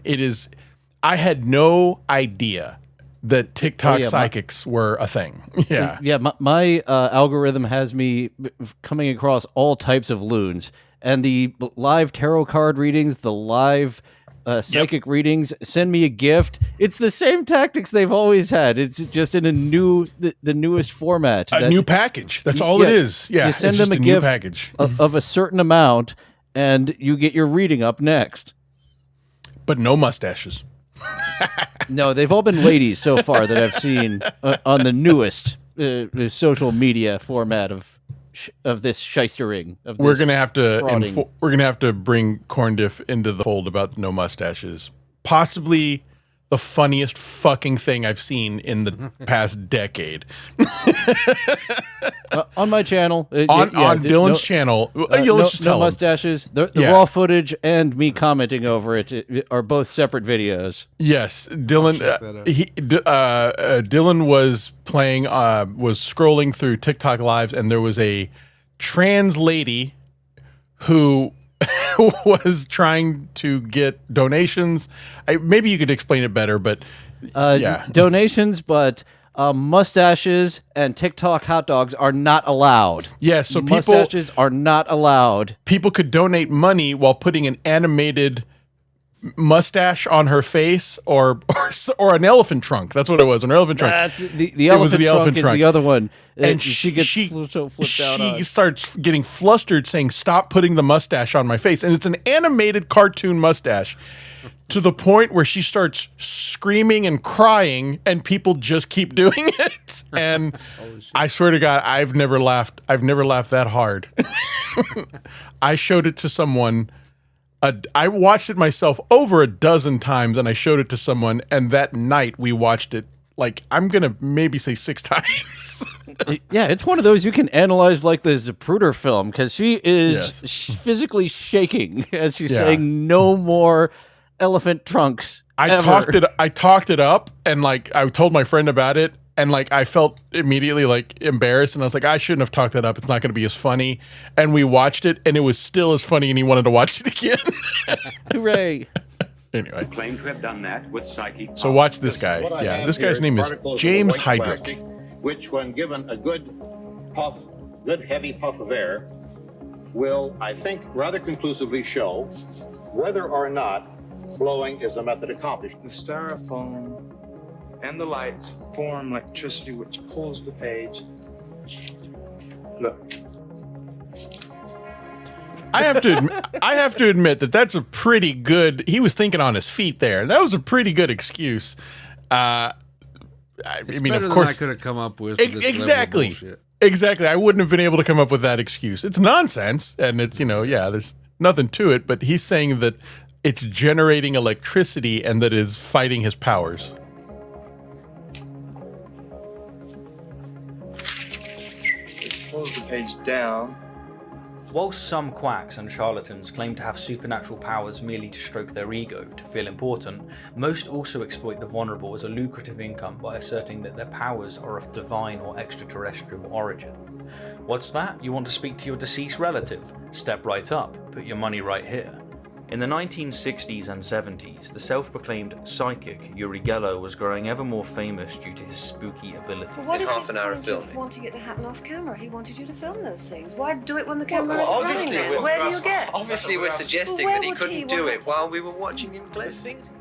But when Geller So for next episode, we're gonna do a little bit more of a deep dive into the life of James Randi, and we are going to watch an infamous moment. We're going to see a clip from it here. To demonstrate his powers on the Tonight Show, he was, courtesy of Randi, in for a big surprise. I was asked to help prevent any trickery. We are going to watch this infamous episode from the Tonight Show where Uri Geller showed up and was humiliated because all of his efforts by James Randi and Johnny Carson, an amateur magician, were thwarted so that he could not perform them accurately live on TV. And we're going to watch the episode and also get a behind-the-scenes retelling of, or I shouldn't say, I'm phrasing this wrong. We're going to get the story of what happened from behind the scenes from Penn Jillette when he made an appearance on the Opie and Anthony show and explained how they thwarted all of his efforts, and with a little bit of an explanation of how the tricks are done and what the measures they took to ensure that the tricks were not done successfully. Nice to see you. Thanks. I told them to provide their own props and not to let Geller or his people anywhere near them. We'll start eliminating the ones that do not have the water. All right, without touching them. He is really suspicious, you know. I'm having a hard time with you. So if you don't know about this, Corndiff and Dillon, Uri Geller was this, the guy who claimed he could move stuff with his mind, he could bend spoons with his mind, and had all these tricks, and Johnny Carson wanted to expose him. He was like, this guy's a liar. I didn't know that Johnny Carson was a magician, but I could absolutely see him at the Magic Castle in Los Angeles. That's he would fit right in. I think he gave lectures or something. I think there was something about the Magic Castle. He had a connection, but Johnny Carson sacrificed his own show, and we're going to see it next week, where he let Uri Geller sit and bomb for 20 minutes. Just let him sit. And he just said, don't touch it. This is your act, and you're going to tell us how it's, that you're going to pick these right things. And like literally just sits in silence, dead air. And you see Johnny Carson putting his head down. He knew what was going to happen. So basically what he's looking for is Uri Geller to tap his foot onto that table to see what shakes and what doesn't. So you see Johnny Carson, instead of taking his normal, sitting up, smoking a cigarette, normal casual attitude, he is down looking and examining all of Uri Geller's movements, and you're just going to hear there's no one talking. There's nothing going on. I don't mean to be, Uri. I really don't. Just... We're back. Uri was telling me. Oh, yeah, that person sitting next to him is Ricardo Montalban. you don't feel, strong tonight? I don't feel strong. It's not all tonight. Right now I'm feeling being pressed, and then I can't... Well, I'm not trying to press you. I really not. You're only telling me, well, will you try that or that? Well, I thought that was the idea of no, I'm not trying to push you down. I mean, just lets the guy bomb. You'd like to think, or at least I'd like to think, that such an embarrassing show would have stunted Geller's psychic career. But no. By the 1980s, he was a millionaire several times over. Alice, is it Gould? Alice Gould? He knew their names. Stand up, Alice. As well as the afflictions they'd come to cure. God is touching that thyroid condition right now. So then James Randi also in 1987 goes on the Johnny Carson show to expose this televangelist, faith-healing preacher. Comes complete healing in Jesus' mighty name right now. Punch that old lady. Right now, amen. Perhaps the most egregious charlatan Randi exposed was the televangelist Peter Popoff, who claimed to be a clairvoyant and faith healer. As opposed to the cold reading route, Popoff went in hot. Through an earpiece, his wife fed him information about the guests that they provided on their faith cards before the event. Really, it was that simple. Hello, Petey. Can you hear me? If you can't... So they show up at the event with radio equipment and intercept the frequency that Peter Popoff is getting in an earpiece from his wife sitting in an audio booth. Yeah, you're in trouble. Popoff was being prompted by his wife through a wireless earpiece. John? Deary Johnson. She'd gotten her information from prayer cards filled out by the faithful before the show began. She wants to get rid of the walker. You want to get rid of this walker, sister? Oh, glory. How long have you been walking on that walker? About 3 years. 3 years. She lives at 1627 10th Street. 1627 10th Street? Is that right? That's right. She has Amazing. Amazing. You saying they intercepted it made me think of like next level phony phone calls of actually getting able to talk to him. Hey, is your holy water wet? If Richard Christie could have been on and just given him some headphones and to talk to him, hey, Peter. I imagine they're still doing this thing. Okay, so here's the crazy thing is Peter Popoff gets exposed, goes bankrupt within, I think, a month of this, goes to prison for fraud, gets out of prison. He's on TV today. He is a televangelist all over again. This type of televangelism has been around my entire life. Like, this is not going away, like, ever. People... It is. They see it, they believe it. It is fascinating. It is so fascinating, and it's sad. I mean, I got this shit in my family. People who went to these things, and I think I got dragged to several of them as a kid. It's sad. It's so sad. But that's why this guy is just a champion. He's a hero for exposing. Whoa! Look at this, Bronson Pinchot. I love you in Perfect Strangers. Did we learn nothing from the Faith Healer episode of Little House on the Prairie? Fun show tonight, guys. Thank you. Thank you, Bronson Pinchot.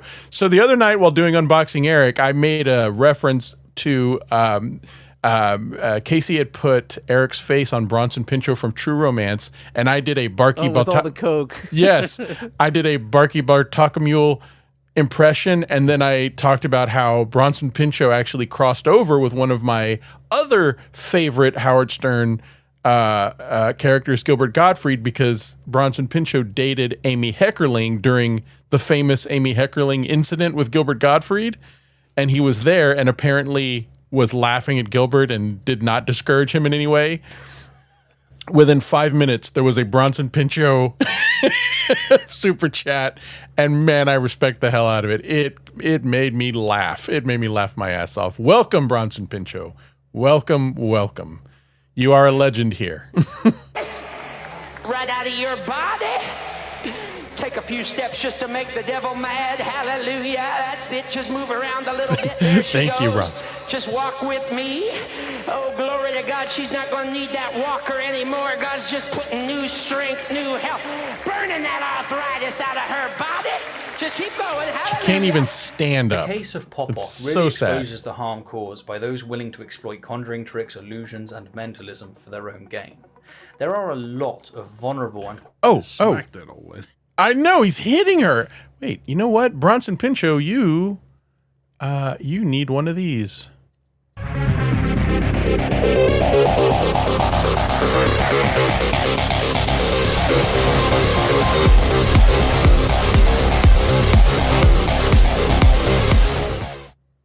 Thank you. Thank you for this. Oh, wait. You know what? Actually, now that I think about it, maybe we want to go with one of the new ones.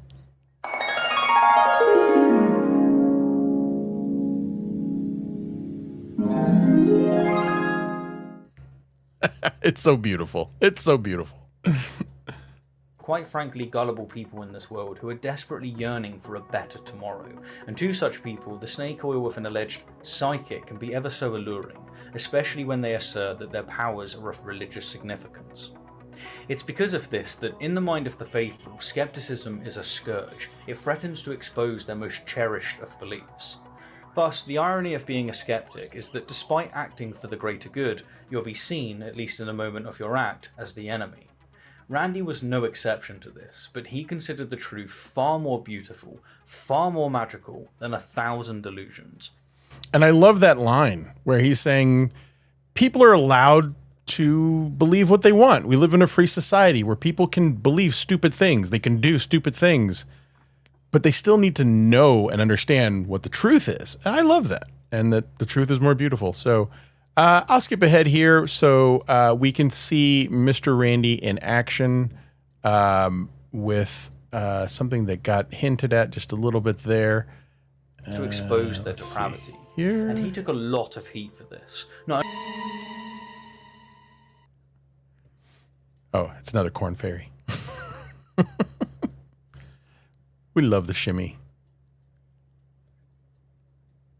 Isn't he adorable, folks? Oh, shucks. Corn butterfly. Yeah, corn butterfly. Okay, so Currently one. Mr. Randy used to have several television specials in which he challenged psychics to try to win that $1 million prize. There's numerous ones. There's several. He did them all over the world. This one was the one that was hinted at earlier. They showed a little clip of it where he exposes his one particular psychic, and it's just amazing. I mean, there's no other way to say it. It's done so well, and this is what he did. This is gonna be our last segment for the night, and I really feel like this just embodies everything that's terrible about psychics and why the human brain gravitates towards it. And we also talked a little bit about this in our last episode, Dylan, where we talked about how even though it's so incredibly off base, that the psychic has a defense for it and says, well, yeah, I'm still delivering a service and the person knows we're playing a game and they're paying me for this game and this service, you know? And it's goes back to what we just heard. James Randi was like, yeah, but it's just not the truth. And you still need to know the truth. And I love that. This is how I first found James Randi. Really? Yeah. He must have had a few dozen of these. I don't know how many. Several. I lose track. Several. Several. Yeah. Not as many as I was hoping that were there. There was one I actually recently found. It's just called James Randi in Australia. That's all it was called. And apparently water divining is a big thing in Australia because there's so many places affected by drought where people claim to have psychic ability to find water, you know, in certain places for farmland. And he just, I mean, oh my God, he just embarrasses all these people. He's just like, you can't find water. You're stupid. Those are my words. I'm paraphrasing. But this one is just great. And this is, we're going to talk more about this and show more of this. And believe me, they get very, very funny and comical, but this is a great one. One of Britain's most successful mediums. Please welcome my next guest, Maureen Flynn. So apparently she was a celebrity psychic at the time of this one. Good evening, everybody. I hope to be able to make a link with someone here tonight and bring a loved one through from the world of spirit. I have been given the name of Taylor. Now, someone here tonight either is Mr. Taylor or the name of Taylor will have a close connection with you.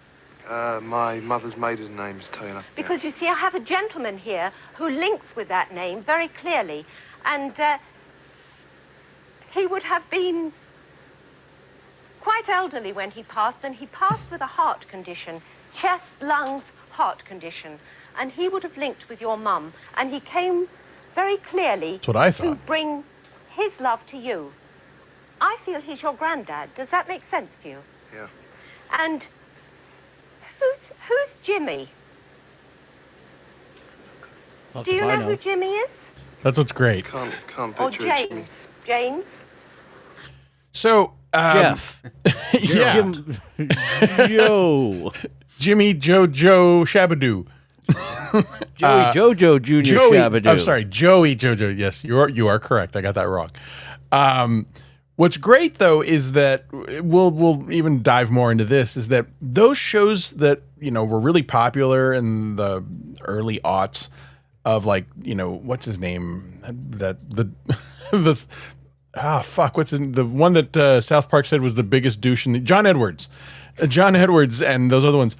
Those are so edited. They're done in a hotel room or a hotel ballroom, and apparently they take up to 4 hours just to get 30 minutes of footage because there's so many misses. There's so many misfires. There's so many inaccurate statements. And just so brilliant on the part of James Randi, where he's like, we're not going to edit this. We're going to show every part of it. And also we're going to record, transcribe every part of it and read it back. I'd love you to find James, because I feel that there's a link in the family there for that name. Hang on a minute. Was there Do a you know Jewish who Doris person? Is? No J's at all. No, I can't picture that either. Did he go to the gym? So, and also it's a room. If you're starting, okay, so here's how cold reading works, is that you throw out a clue in a group of people so that your odds are better. And someone's going to pick up on it, and then you focus in on that person. And once your your rate of, return starts to diminish, you move on to somebody else. I know I made a mistake linking this gentleman with Doris. He doesn't look like a Doris, as I said. But I do know that I'm in the same area here. I have a lady, and I don't know whether I'm saying Doris, Dorothy, or Doreen. But it could be any of them in this group of people. In a group of, what is that? Let's just Forget say... about Taylor. Yeah. Did I say Taylor? I meant Dorothy. There's a group of 30 people. One of them is going to know a female. Now, she's given options. So even if it's not Dorothy, you could say, what about Dolores? And she's going to say, nope, oh, that was it. It was Dolores. Yes, all along. I got it wrong. But the Doreen It wasn't is Mulva. right. It was Dolores. And I know that I'm in this area here. Can someone here take Doris? Can you place the... I want to say Dory, but I know it's a name Doris, like you're right. Doris. We're going to keep And giving the options. young man who passed in some kind of crash, some kind of accident. Does that make sense to you? I'm on a program and everybody wants the truth, so you've got to go a little further. I'm terribly sorry. Listen to that. Listen to that. That's... Oh, that's an beautiful. accident, huh? She just says, try harder. I love that. An accident? No, that's not going to do it. What else you got? Yeah, exactly. And maybe you tell me. You're the psychic. Is it a car? Is it a boat? Was it a gun accident? Yeah. The name of John I want to give too. Does John make... Oh, yes. Bronson Pinchot up on the scam. They also record conversations of people walking into the studio when the audience was waiting for the show to start. Yes, that is true. And like I said about magicians, there's a team. There's a team working. There's one person who's... Oh, yeah, that's a TV show. Yeah. So every TV show has a few dozen people working there in some capacity. And this capacity is to spy on our audience while they don't know about it. It's exactly it. You got one person who's the boss, and he's the face of the organization. There are a lot of people behind the scenes that you don't know about. No, but I think you got him crossed with the last caller. It's James or Jimmy? Jimmy. The last caller? Please forgive me. I'll let that... I'll have to let you... Oh, pardon me. My phone. me supernatural phone must have got its wires crossed. ...the judge of whether that makes sense to you. Because obviously...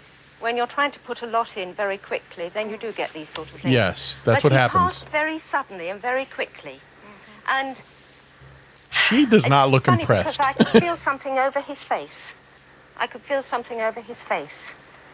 As if he would have had some kind of... Vagina. This is most unfortunate you picked me, actually, because I'm a slightly non-believer. But does it make sense to you? Yeah, it does make sense. That's right. That's fine. Because I just felt, and he reached out his hand. He reached out his hand. Yes, you've got my husband, so... Yep. But I'm really the wrong person for And this planted program. subjects I'm as terribly sorry. You backups. should have told your husband that. Not me. Oh, God. Yeah. Now that's my favorite move. That's my favorite move of, well, I guess that wasn't exactly it, but in the ballpark of when somebody says no, then the psychic goes, "No, I'm right. You're wrong." Yeah. But the fact of the matter is that obviously through all this, he's been trying to reach you, and just to let you know that he's pleased you're here. But I hope that maybe his link with you will bring Steve you, Martin. bring you I forget the some name of the movie though. joy Steve Martin. that he's here with you tonight, and a lot of love.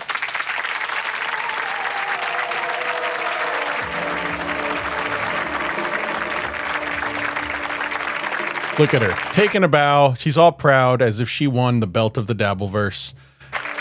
Well, I want us to look carefully at the connections that you say you made. Now let's listen to a transcription that Mr. Randy has, and let's see how good she was. Let's take a vote. First, how many people in our audience tonight can connect with the name Leave a faith. Taylor? That was it. Yes.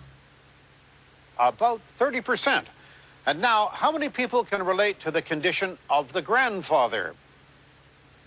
About 55%. So to sum up, about a third connect with the name Taylor, and over half connect with the details of the grandfather. Well, that's very interesting. Maureen's statements seem to be more general than each of you thought before we took the vote. Make of that what you will. Let's consider whether you might have forgotten other details which none of you picked up. Do people remember accurately what takes place in a reading? Well, we have with us tonight Mr. Rod Beal. Mr. Beal, you're a satisfied client of Maureen's, I understand. Is that correct? Yeah. She did a reading A lot of Louis C.K.'s in the audience in this episode. for you not too long ago, which I understand you think is a very good reading. Yes, she did. A few simple questions, if I may. First of all, how long did the thing last, first of all, the reading? About half an hour. About half an hour. How many names, pardon me, did she give you during that period of half an hour? Would you Probably say? half a dozen. About half a dozen. And did they all hit? Okay. So the questions he is asking is the same way that she did with Taylor and Dorothy. He says, how many names did she give you? He says, half a dozen. Not everyone. How but, many but did they would had you a say? similar sounding, like Doreen, Maureen, that type of thing. Well, you were Doreen kind Moore. enough to give us a tape recording of that reading done by Maureen Flynn for you. And for your information, during your reading, Maureen Flynn tried these names, and they are on the tape of the reading that you're referring to. Alan, Alfred, Alice, Anne, Bill, Charlie, Colin, Connie, David, Derek, Eileen, Half a dozen names. Ellen, Flory, Frank, Fred, George, Jim, Joe, John, Karen, Catherine, Kevin, Lillian, Lisa, Liz, Lynn, The deep Mark, breath. Mary, May, Michael, Rob, Ron, Shirley, Sydney, Stanley, Sid, and Steve. That's 37 names, and she also asked you if you could connect with any name beginning with an N or an L, and you could not do so. Now, in the ones that were Cletus accepted, calling you his did accept kids. 9. I mean, it is amazing. Now, the point of saying this is or the point of what Randy is doing is like twofold. One is saying, yes, she's full of shit, and anybody could flip a coin and get these same results with these names, but also saying that the human memory will find what it wants to find and believe what it wants to believe. This guy is saying that he had what he called a satisfactory reading from her, and so he said. So Randy asks him for facts. Okay, well then tell me this, and the guy's memory has only remembered what he wanted to remember, and I think that's just a big point to it. Of the 37 that were given, these were some of the categories: a son, a lodger, a brother, a nephew, an adopted nephew, a grandfather, a fellow worker, a cousin, and the neighbor's dog. Now, And the neighbor's dog. Mr. Randy, He was great. I'm sorry? Right out of context. We have a transcript of it right here. So now he's arguing and saying you're taking it out of context. Sir, and you may have that transcript to refer to it, and the names, I think, are outlined Just there. toss all it right up. 37. That's a lot of paper. That's heavy. Anything you can Ow. analyze. I mean, and that was just such a fuck you, and I loved it. He was just like, you're a fucking idiot. Here, read it for yourself. Encyclopedia Britannica. Mr. Beale is here because he felt that what he actually got on that tape made sense to him, very much so. Private sittings, one must also remember that a person just cannot, in the first sitting, be absolutely sure. If you're going to make a research of these things, there should be a number of sittings taken with the medium, and over a long period of time, checking the results. Of course. I've been a medium for 60 years, and I've always said, if I give a 70 or 80% perfect demonstration, I do very well. Archdeacon Perry, is it? How do you do, sir? I wonder what your opinion of this whole thing is. Would you share it with us? The veil between this world and the next is a very odd veil, and you can occasionally see through it. Not as often as mediums and psychics think, but it certainly can be seen through occasionally. But I do think a lot of it comes down to probabilities. And here we see the obvious problem that we disagree about what it means. You gave a good example in that Sue Blackmore? That's a Richard Christie name. That's not a real name. That is a Richard Christie. With 37 names, people remember the ones that make sense, and they forget the ones that don't make sense. Oh, isn't that a way more reasonable and logical explanation? Is that people are just simply going to remember what connects and forget what doesn't? Isn't that just the better explanation than it was just white noise until you hit on Waylon. Exactly. The 13 names before Waylon. And nothing. Yes, we could spend all day talking about the veil between the spirit world from that guy reminds me of the gangster from Snatch. I forget what his name was, but the guy who fed people to pigs. Anyway, yeah, I mean, that's all it is. I mean, doesn't reason just dictate that if you're going to give all of these, numerical values, odds, that if one or two attach, those are the only ones that you're really going to remember. And then I find that this guy who is supposed to be defending the psychic saying, well, 70 to 80% is not bad. Who determined that that's not bad? You're the psychic. Shouldn't you be delivering 100%? Who determined that 70 or 80 was an acceptable number? I Public wondered schools. about that, and I can only assume he's taken the stance of anything better than flipping Zero. a coin. Yeah, maybe And so. So if he's maybe getting so. 70% success, that's more than chance. Maybe so. Yeah. I don't know. But let's see. So 37 names, and I think did they say how many connected? But did they? Yes, that's more than half. But did they say how many? Bricktop. That was his name. Yes, Bricktop. Yes, Bricktop. Did they say how many connected? If they did, I forget. I think he might have said two out of 37. But and that's not that 70%. That is not 70%. Yeah. Sense. But we're all left with different opinions. Some people feel like I do, well, there are so many names, we could all connect up to it, it means nothing to me. Other people, when it touches something important to them and stirs emotions in them, they feel genuine emotions that we shouldn't just wash away and say are worthless. I would love to understand what's going on, but I'm afraid I don't. Well, thank you all for your comments, and thank you very much, Maureen, for taking part. Now, fuck off. You are a criminal. There you have it, folks. That is the content for the evening. I hope you enjoyed it. Got a little slow there. Next time, we are going to focus way more on James Randi's exposing. I think that's going to be a good one. I don't even know that I can wait till next Friday. Maybe we'll do it during the week. Who knows? That's a party. James Randi exposing marathon. That's a party. That could be a drinking stream. I'm not going to lie. I'd do it right. I would do it right now. I would just keep going and I would pour myself a drink. But I'm not going to pose that on anyone. But I got to tell you, you're absolutely right. I had fun editing it, I already have it done because it was so much fun.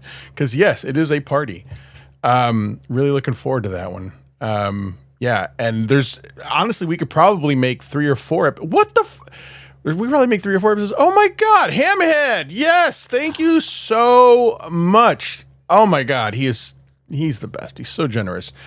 5 Luigi Greenberg memberships. Let's see. Let's go with this one.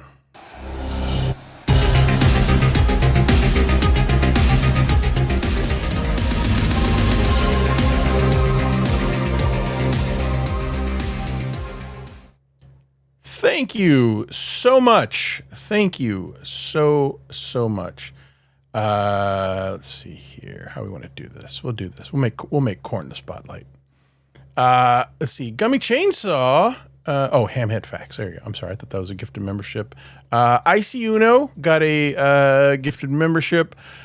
Obi-Wan. Welcome. Dara O'Neill. Welcome. Little Lemmy, the champion herself. Let's see. Any other one? I think that's it. Thank you. I couldn't tell if I made it to 5. Thank you.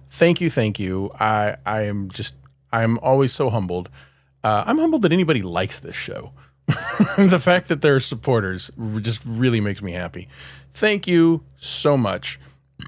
I appreciate it all. I don't know if that burp made it onto my microphone. I hope it didn't. I tried to hide it.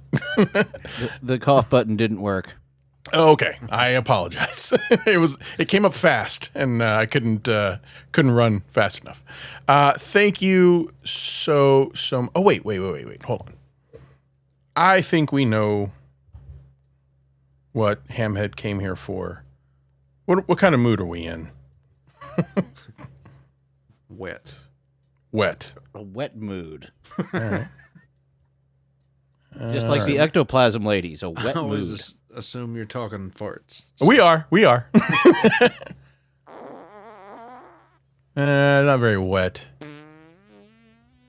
It's not wet either. That's a little wet. There's some wet.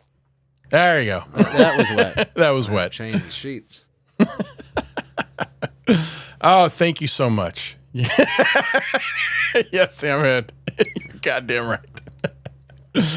Thank you so much, Hamhead. I appreciate that so much. I hope this was an enjoyable episode. Yes, next episode is going to be James Randi focused.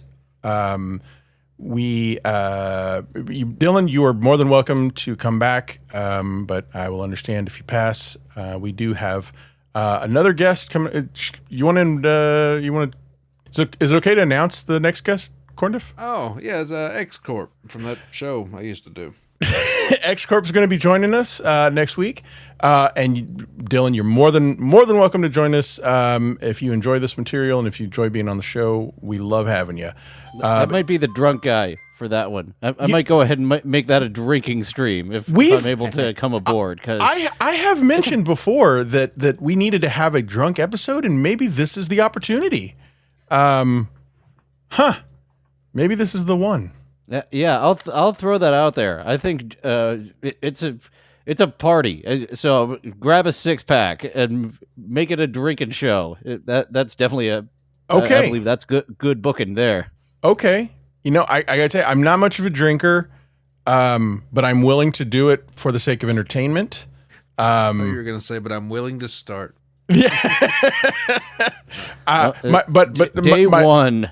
My only reason for saying that is because I might get drunk very quickly, which I might recently be good. did a drinking stream, and they were doing shots. I was like, I will do an IPA. I'm not doing a shot. So yeah, give me I'm doing a handicapped for drinking when it involves shots. So Yeah, grab yourself a White Claw. I hear that they taste nice and they're lower alcohol. This might be something. You on board, Corndiff? I was thinking a White Claw might be good for you too there. But yeah. I also might get very silent. Like, like at some point, I might just like get tired and like hit the microphone with my forehead because I don't drink often. But yeah, all right. I like this idea. And if X Corp's on board, he is welcome to join us. Or he could be the designated host to take over when I get too drunk. The real host is not driving now. You now have the keys, sober man. Yeah. But that one's going to be a lot of laughs, a lot of silliness, and a lot of fun. Especially when we start talking about when Penn Jillette takes over, talking about what happened behind the scenes of the Johnny Carson show. But yeah, okay, all right, it's set in stone. no takesies backsies, and we're going. And if I don't show up, I just set off a smoke bomb and ran. Yes. Thanks so much for being here, guys. Thank you to the chatters. You guys are awesome. Thank you to Hamhead. Thank you to Bronson Pinchot. Never thought I'd say that in my life. But thank you, Bronson Pinchot, for the super chat. My audience isn't big, but they are the coolest. They are wild. They are the coolest. So let's see here. Oh, you know what? I watched the last episode and something happened with your stream, Corndiff. I don't know if you know that, but like we could hear you, but you were frozen for like the last hour of the show. Did you know that? On this show last week, yeah. No, I did not know that. Yeah, like we could hear you fine, and we were even interacting with you, but the live feed, you're just frozen. And anyway, I'm monitoring it. I've been monitoring it just to make sure it didn't happen again. But then, at the end when we asked you to do your motivational quote, It was just dead air. Like, what the hell? Yeah, you weren't coming through at all. It really sucked. Don't know what happened. It was a weird week last week. But Dillon, please plug whatever you would like to plug. Dillon From Somewhere on YouTube. We are wrapping up the James Rolfe book review. This next one, I had fun again. I pressed continue on life, just like James Rolfe did. And I believe I might be getting new hours soon. But for now, Wednesdays at 3 p.m. Eastern. And more nonsense incoming. Maybe I'll start the Dillon Hour to get some people looking for that other, more famous Dillon Hour podcast. Man, you are welcome here anytime. You get the vibe, you get the tone, and I appreciate that. As for me, no Unboxing Eric this week. My co-hosts are on vacation. I think we are probably, I know the schedule was told to me, I forget it, but I think no unboxing until next Sunday. I think that's it. All right. So, but yeah, go check out other episodes of Skeptical Robot, other episodes of Unboxing Eric, Unboxing Riley Martin. I think that's it for me. Now, we've all been waiting for it. Mr. Corndiff, please plug and let us out with one of your wonderful motivational quotes. Well, you can find me here. That's it. I'd like to end with this motivational quote. Yeah. A spoon left in the driveway is not a warning, but it should be. Good night, everybody. Good night, everybody.